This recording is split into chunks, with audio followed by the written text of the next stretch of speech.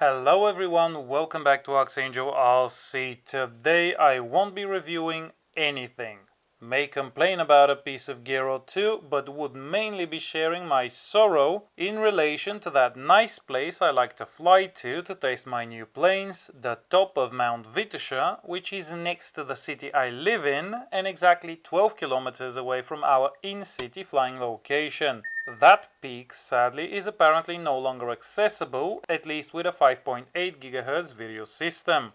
Last year I didn't do much flying and none to that place, but the year before that I did send a few planes up there and all was good. I was able to get real close to the top, to the buildings up there, including the aircraft radar, which is operating on the 1.2 1.3 GHz band and is quite powerful, but since I'm flying 5.8 there were no issues. Around New Year, I published a video of a flight in some clouds with the Crosswind Mini, and those clouds were hugging the peak of that same mountain, but what you didn't see in that New Year's video was the DVR of that flight, which sadly I no longer have.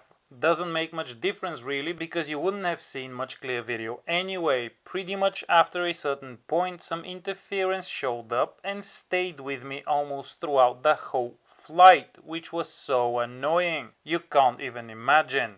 But since by this point I was now used to flying long range without really seeing much or even seeing where I'm going, flight turned out pretty okay. You can check it out here.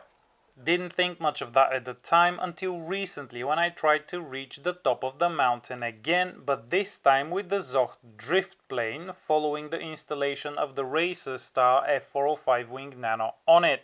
Even though it is 330 grams, the lithium-ion battery allowed it to stay in the air a good while, and the Wing Nano gave it RG-plane capabilities, the details of which you can see here in another video of mine, or read about it in great detail in my blog, the link to which is in the description below.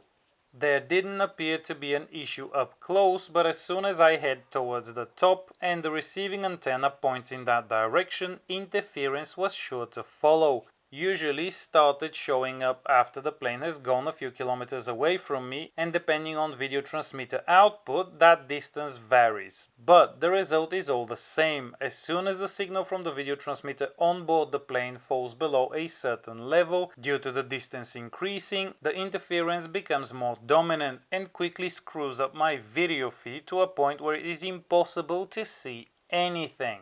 Interesting enough, the DVR actually starts recording this interference a short while before I actually see it on the monitor, but regardless, it is impossible to fly in that direction. If I move to the side a bit so the ground antenna is not pointing at the mountain peak directly, all is good and video from the plane comes back with very little issues in the signal quality. I did a number of tests with both the Crosswind Mini, which is sporting the 2-watt AKK Dominator, and the Zocht Drift with an X2 Ultimate Mini at 600 mW, and both video feeds get messed up after a certain distance out. So far, two different systems with the same results. So it was looking like the receiver on the ground was the sensitive one and not a component on board the plane that is causing this. I also tested it with the Aggressor so I can put the Rush Solo tank in these conditions, see if perhaps the video transmitter is the cause, but sadly it also didn't get any closer and the video from that flight got messed up just after the 6th kilometer. Funny thing, the day before I had flown the plane a few times and the Firefly Split camera had worked perfectly well. This day I power it up and I'm greeted by the purple background and no actual picture from the camera. I haven't touched anything, I haven't changed anything, I haven't moved anything. The camera just didn't work properly.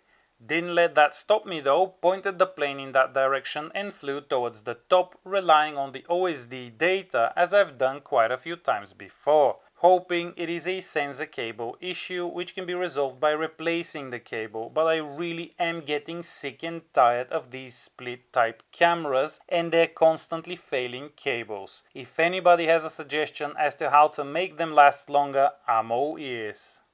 Another test I did with the Crosswind Mini was to fly about 45 degrees to the side of the mountain out as far as I'm able to, but sadly I forgot the DVR's SD card, so only have a recording from my DSLR facing the monitor, which is not ideal, but it is something. In any case, I was able to make it to just over 17 kilometers because I was running out of battery, and on the way back I had to fly against the wind, so I just wanted to make sure I'd have enough battery left to make it.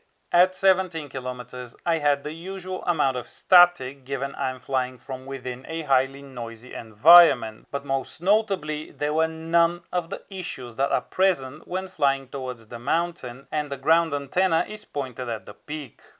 So, with all this testing, one thing became clear. Over the past year, something has been installed up there that is wreaking havoc on 5.8 GHz video gear, and more specifically perhaps the receiver side of the setup.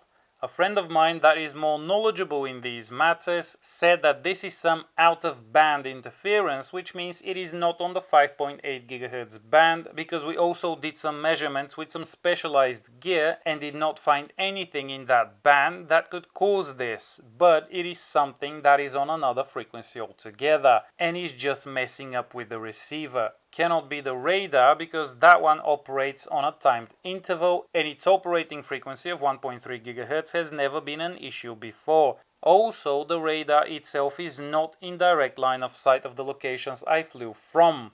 I even went out of the city just to eliminate 5G wireless routers as the cause of the problem, but the issue was still there. An interesting experiment I did one of the days was to fly low to the ground in order to get away from some very strong winds up high, which actually made it very hard for me to bring the plane down earlier that day, so I headed for the mountain close to the ground and crept up the slopes, at which point the plane would have no direct line of sight of either structure atop the mountain, which could cause issues with some of the video components on board. But as soon as I got a bit further out and up the mountain and in the right direction for the receiver antenna to be facing there, things turned bad quickly. Not to mention that it was insanely turbulent there, as you can see from the DVR. At points I was wondering if I'd be able to get my DJI Osmo Action back, since it was just taped to the nose of the plane and I could see it flying off of it during all that tossing and shaking. Some of it was pretty violent, but the Crosswind Mini pulled through.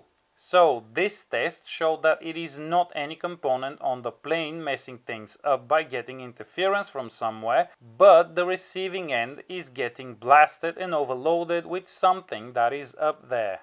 I also noticed this in another flight prior to this one, when I was flying from outside the city. That day the wind was coming from the south, which is the direction I'm flying in to get to the peak of the mountain, so it is coming from behind the mountain, and it had created a rotor, a powerful one, and even with me pushing the elevator down, it took the crosswind up to 4,400 meters above takeoff point, which is approximately 2,800 meters above the mountain top, without much effort. Once I was past the rotor, the plane started coming down towards the top, and not surprisingly, as soon as it got within view of the antenna, things turned to shit again. And it was very hard to see what was happening, but even so I was able to get close to it before turning away, but the video did not allow me to get any closer, so at some point I turned left and started heading away to the side, and unsurprisingly the video came back more or less, but then I noticed my battery was getting low, so I couldn't get too far out to the side and turned towards home, which pretty much kept the receiver antenna in view of the peak during most of the way back, hence the DVR recording was crap during that time. So sadly, this place will no longer be my go-to spot for testing new planes out of the in-city flying location. We'll have to pick something else. For the time being, it seems it is inaccessible on 1.3 and 5.8 GHz video systems, and when my friend gets his plane back together, which is sporting a 3.3 GHz video system, we will send that one up there and we'll see how it does. But since I use 5.8, perhaps this issue is going to make me go out and look for other beautiful places to test planes out to. In the meantime, expect more testing of the Aggressor, following some mods I am working on, a few other planes, an HD system or two, though I have a feeling at least one of them is going to be complete crap. And just in case you found this video interesting or useful in any way, you know the deal. Like, share and subscribe and leave comments. Any engagement helps the channel get seen more and grow. I would be very grateful for any support, be it Patreon or the affiliate links in the description of this video, which, at no additional cost to you, do in fact support this channel and keep my heart beating by keeping me fed, clothed, and not homeless. A big thank you to all the people who have supported me so far and will keep doing so. Now I am leaving you with some nice footage from possibly the last flights around this place. Happy and safe flying, and I will see you soon.